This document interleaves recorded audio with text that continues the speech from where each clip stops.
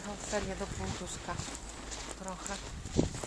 Angielski z tobą poćwiczy, a ja z nim pisanie poćwiczę, bo to jest masakra, jak on pisze. Co ty? Masakra.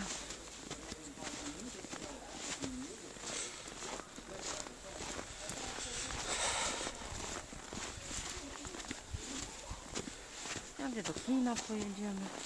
Trochę będziesz miało rozmaicone. A kiedy ferie? No, pod koniec stycznia zaczyna. Chody już tak jadą.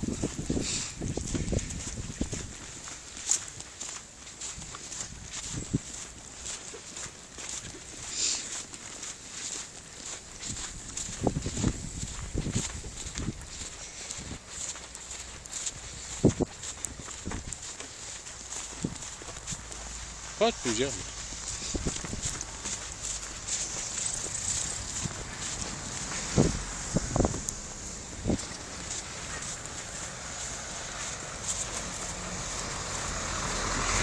Cały wierzch taką śnieżycy, nie?